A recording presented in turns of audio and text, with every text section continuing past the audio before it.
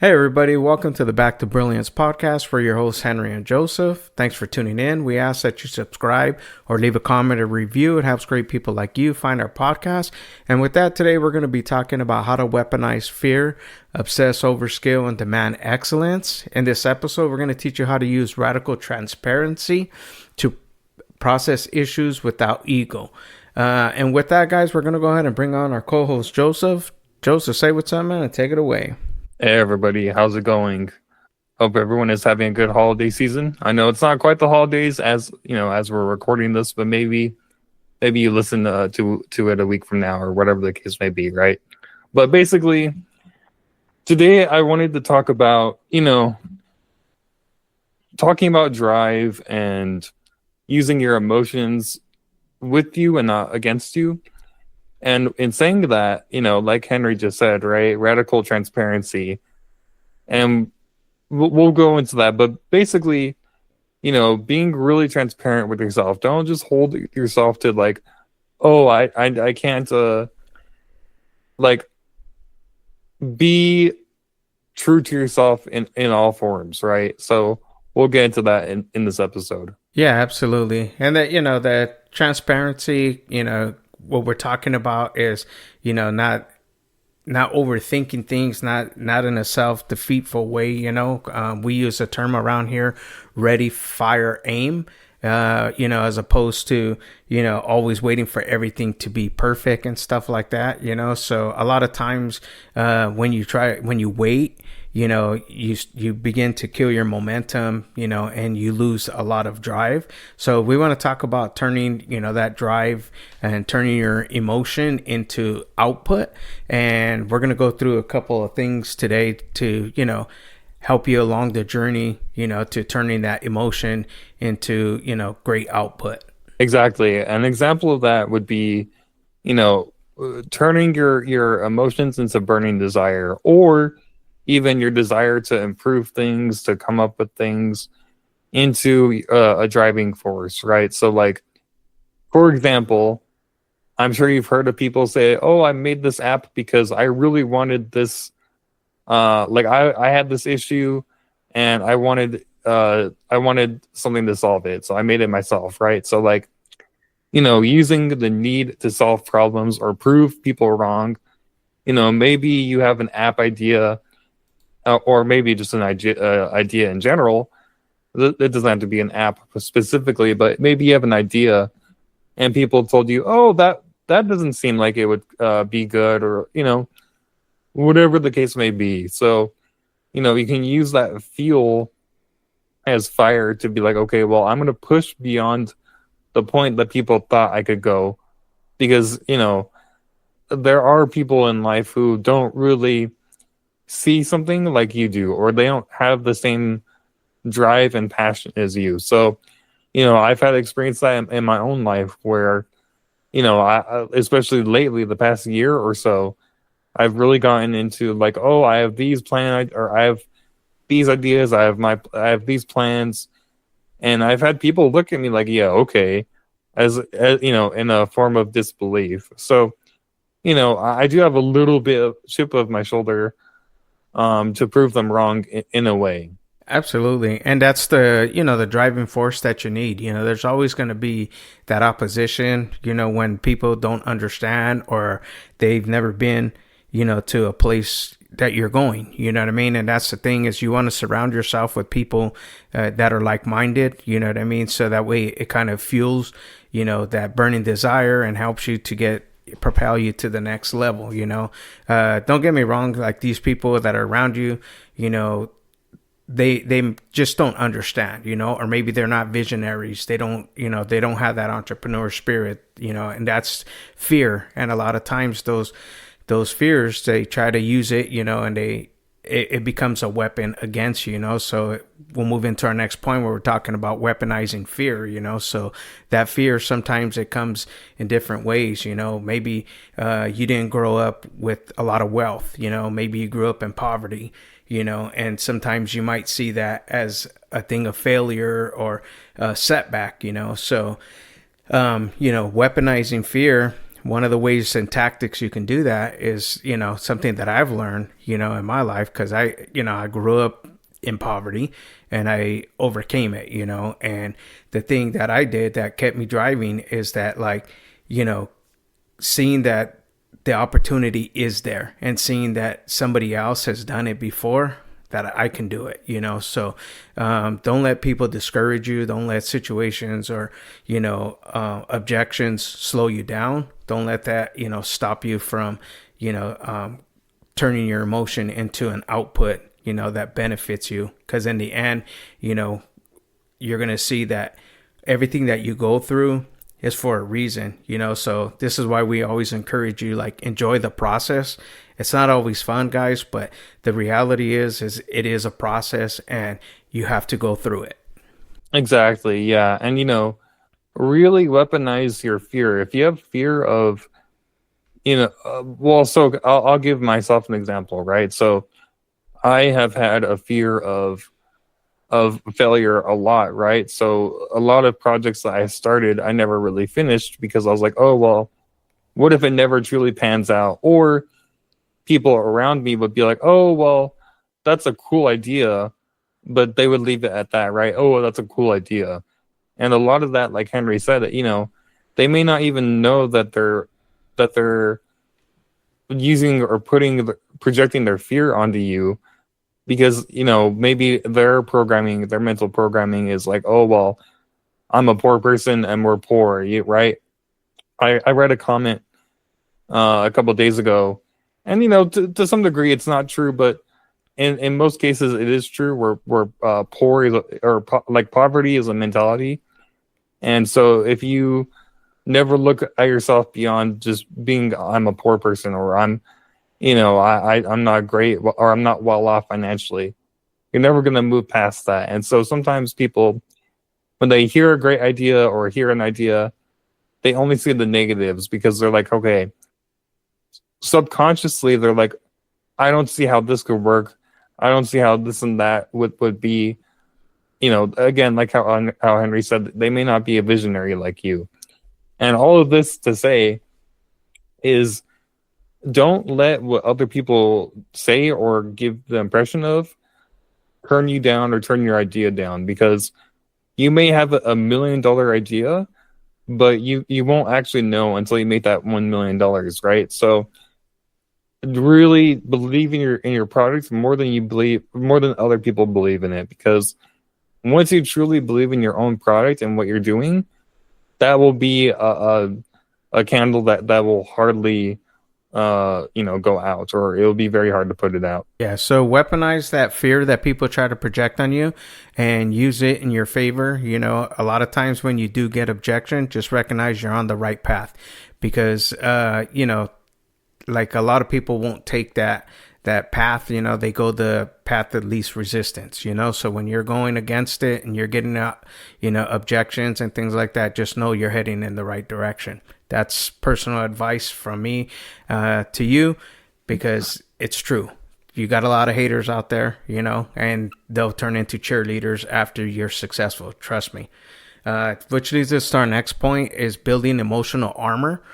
So during these times when you're going through, building something, you're always going to have, objection. You're going to have, the naysayers and stuff like that. So another way to turn your emotion into good output is, building that good armor.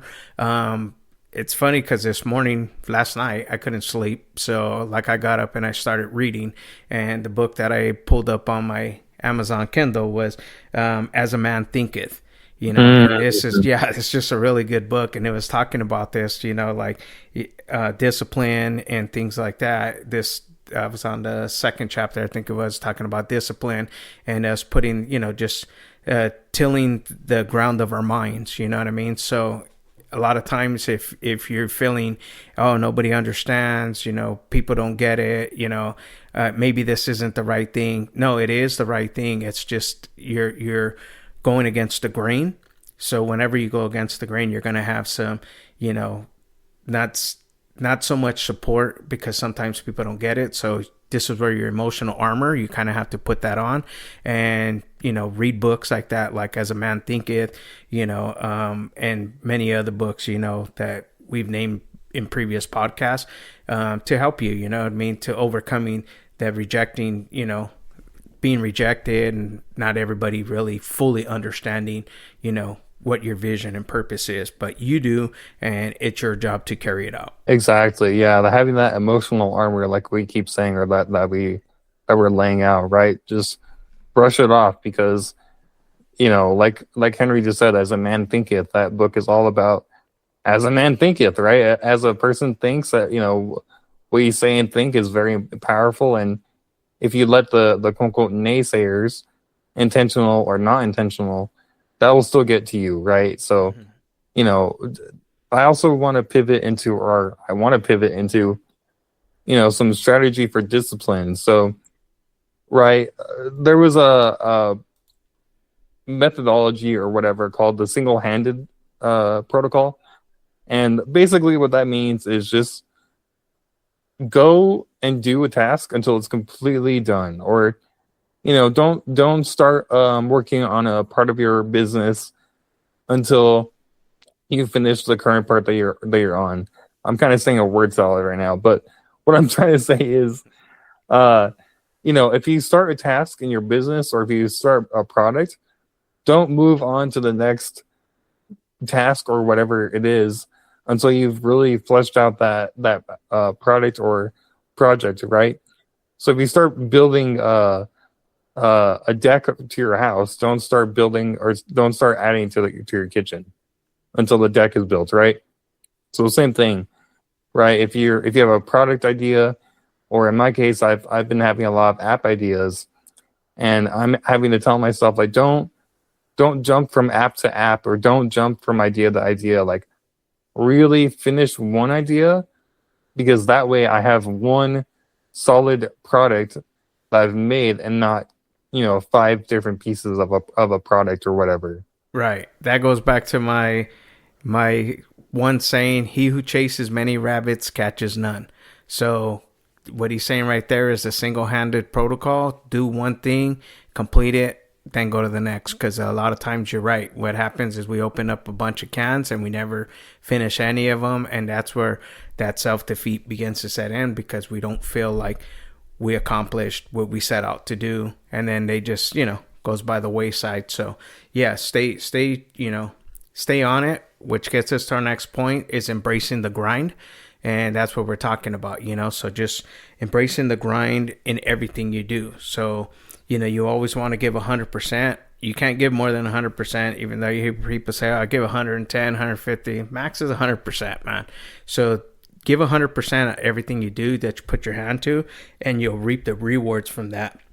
But if you give 10 to 10 different things, it's going to take you a lot longer. So this is the strategy for discipline, is just to stay focused, right? Follow one course into successful. So that's what focus means, and understanding that convenience and greatness, sometimes they just can't coexist, right? Like, you can't be comfortable, and expect greatness. It just doesn't fit.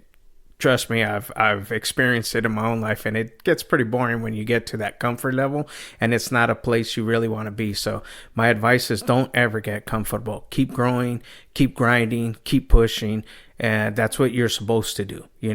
This is life, and this is how it works. You got to keep grinding, guys. Exactly. And that's not to say, life is only a grind.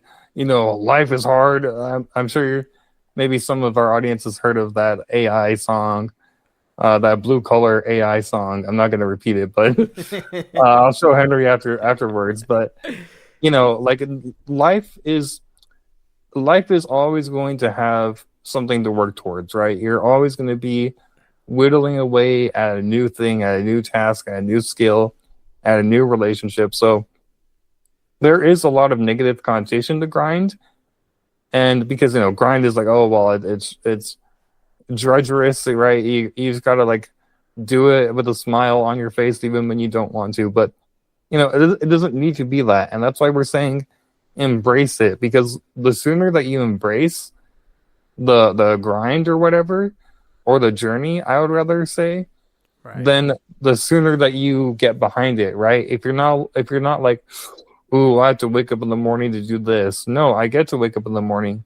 That way I can put food on the table for my family. That way I can, level up in life. Maybe you don't want to be doing schoolwork right now. Maybe, I mean, I know it's final season, so, or midterms or whatever the case may be.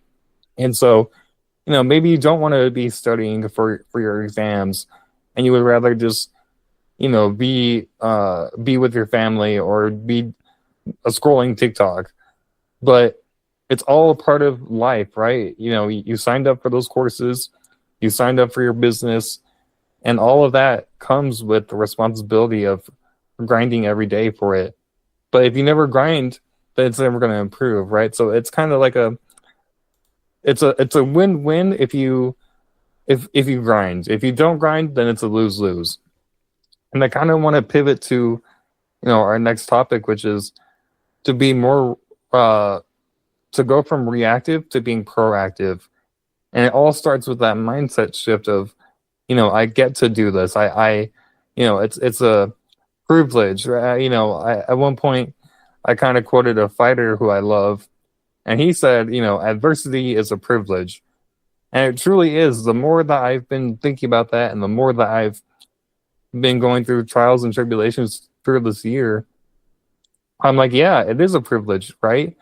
I mean, someone who's making $1 million, they have a lot of, well, maybe they do. Typically they'll have a lot on their plate because they're juggling a lot of different things. And it's a privilege for them to be, because they're earning that money to be doing that.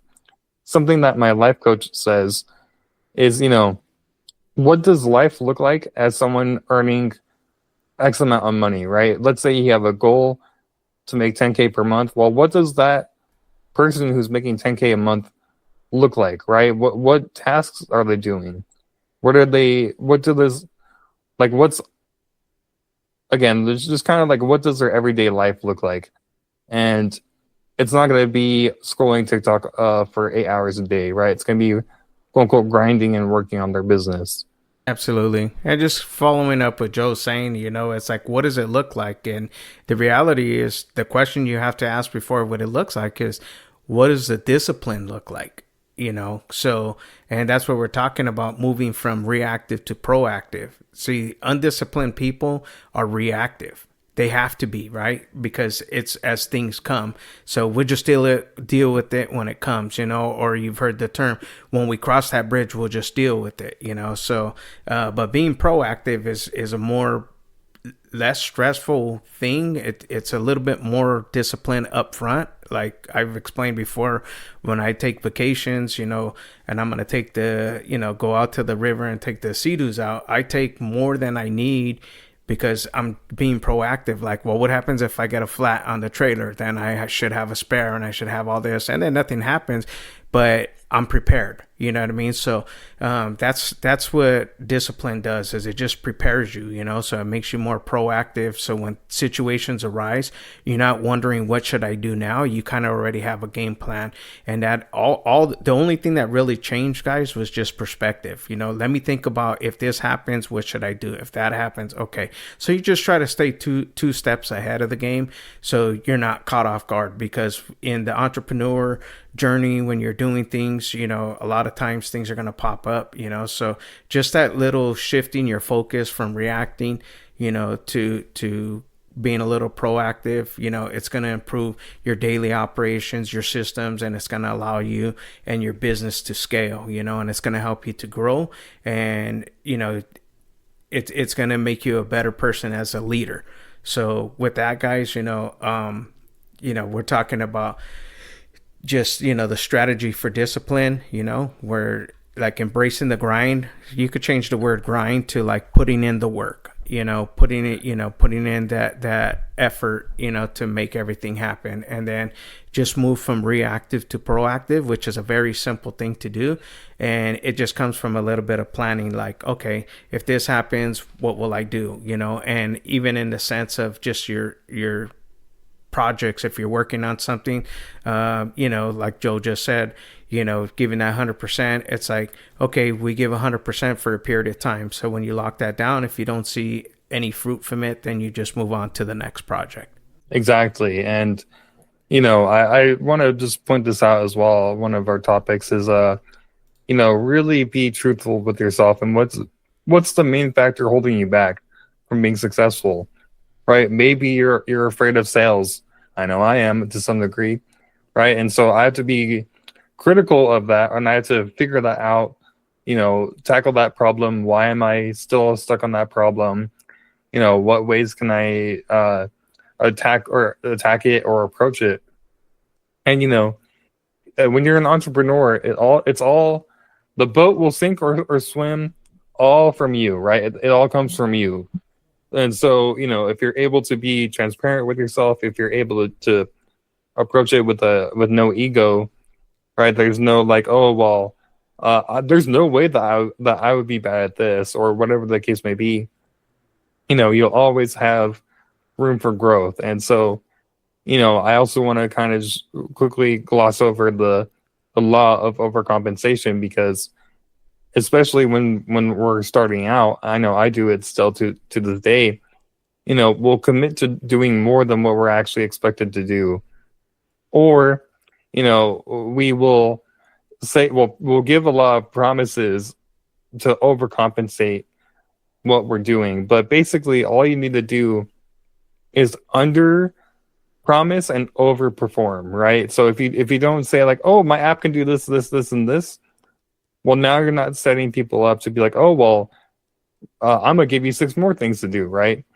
But if you say, hey, I can do 3 things really well, and then you give them like 5 things, well, boom, right? You're kind of flipping the script on yourself, where you're kind of under promising but over delivering. And that's kind of what you want to do, and that's, again, that comes back to our ready, fire, aim, method is like, avoiding the trap of like being, perfectionism, and just taking action first, so we're talking about like, the delivering of a product, a lot of times, again, like we said it before, I'm going to say it again, if you wait for everything to be perfect, it never will.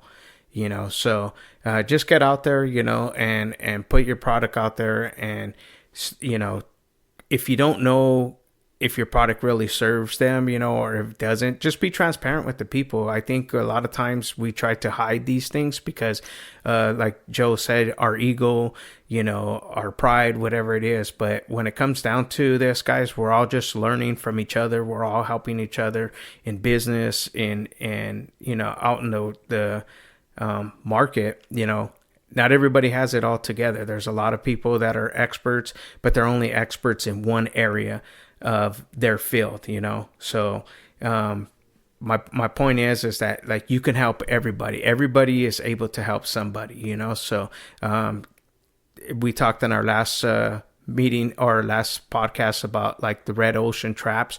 A lot of times we get scared and stuff like that, but as 2026 rolls around, guys, we just want you to know like it's a blue ocean out there, and take your product, take your service, and put it out there. Don't let fear or the objections hold you back. Definitely. And don't hold yourself back as well, because you may be facing some doubt, or you may have some people who give you slightly negative feedback, and you turn that, or then you internalize that to mean or show that that what you have is not good. We really want to encourage you to just push through with whatever you're trying to do, because then you'll really truly see everything pay off. But I want to give a shout out to our community. We have a community of like-minded people who are tired of doing everything alone.